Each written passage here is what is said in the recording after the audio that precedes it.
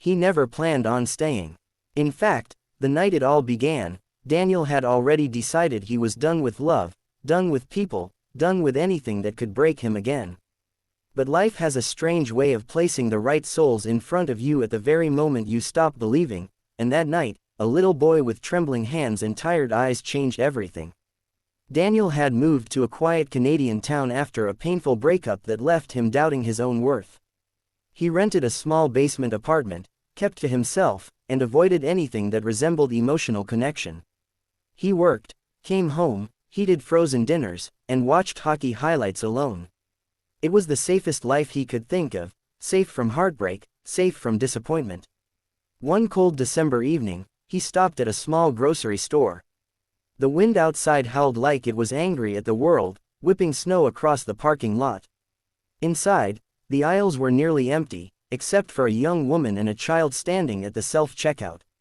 Daniel didn't pay attention to them at first, until he heard a soft whisper. "Mom, can we put the bread back? We don't need it," the boy said, tugging at her coat. The woman's face fell. Daniel could see the exhaustion in her eyes as she quietly said, "No, honey. We need it." But when she scanned the loaf, the total on the screen flashed red, declined. The boy flinched, embarrassed, and hugged his worn-out jacket tighter around his small body. That image hit Daniel harder than he expected. Something deep inside him stirred, a memory of being a kid himself, watching his mother fight silent battles, pretending everything was fine. The mother apologized to the cashier and began removing items one by one: apples, eggs, pasta. The boy just stared at the floor, ashamed. Daniel stepped forward without thinking. "I got it," he said. The mother looked up suddenly. "No, you don't have to. I want to," he replied. "Let me." Her eyes softened, full of gratitude and defeat at the same time. The boy looked at Daniel like he had just watched a miracle happen. Outside the store, the snow was falling heavier. The mother introduced herself as Emily, and the little boy was Michael, 6 years old, shy, and incredibly polite. Daniel offered to help them carry their bags to the bus stop. Something about the way Michael clung to his mother made him walk slower, noticing every fragile detail. At the bus shelter, Michael suddenly spoke. "Are you going home alone?" Daniel blinked. "Yeah, it's just me." Michael tilted his head, his eyes wide. "Do you get lonely?" Emily looked embarrassed. "Michael, it's okay," Daniel said softly.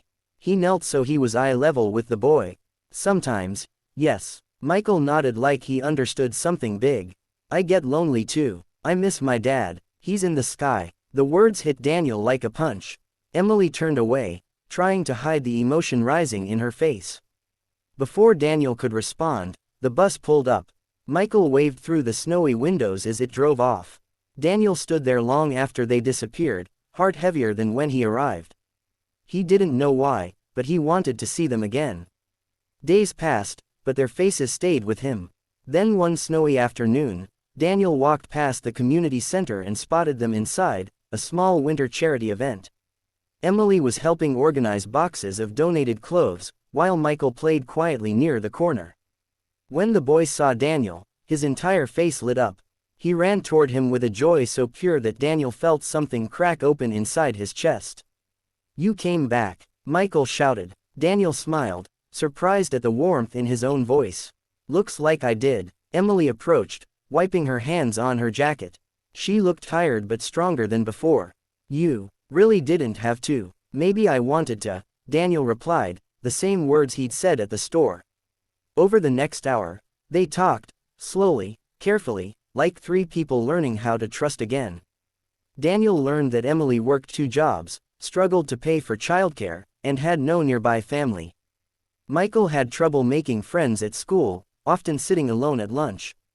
They had been surviving, not living. As they talked, Daniel realized something. For the first time in years, he wasn't thinking about his past. He wasn't protecting himself. He wasn't running. He was present. After that day, things changed quietly. Daniel started volunteering at the community center. He and Michael built snowmen together, played hockey with sticks they found in the shed, and drank hot chocolate so sweet it made their teeth hurt. Emily began smiling more, small, careful smiles, but real ones. One night, As they walked home together under falling snow, Michael slipped his tiny hand into Daniel's. No hesitation, no fear, just trust. Daniel froze. Emily saw it too. Her eyes softened. "You don't have to be anything you're not," she whispered. But Daniel shook his head softly. Maybe this is who I'm meant to be." Months passed, and their bond grew stronger. The walls Daniel once built so carefully began to crumble, piece by piece. He found himself thinking less about leaving town and more about staying. More about them. One spring afternoon, after a day at the park, Michael hugged him tightly before running ahead to the apartment. "Bye, Dan. Love you." Daniel stopped walking. Emily turned toward him. There was no panic in her expression, just a quiet truth she'd been waiting for him to hear. "He sees you as family," she said softly. Daniel swallowed hard, emotions rising. "And you?" Emily stepped closer. "I see a man who didn't think he was ready, but showed up anyway." Daniel took a trembling breath. "I was afraid," he confessed. "Afraid of being hurt. Afraid of failing. Afraid of loving again." She touched his hand gently. "Michael doesn't need a perfect man. He just needs someone who won't walk away." Daniel looked toward the boy laughing in the distance. For the first time in years, he felt the fear lift from his chest like smoke dissolving into air. "I'm not walking away," he whispered. And he didn't. He became the man he never thought he could be, the man a little boy believed he already was.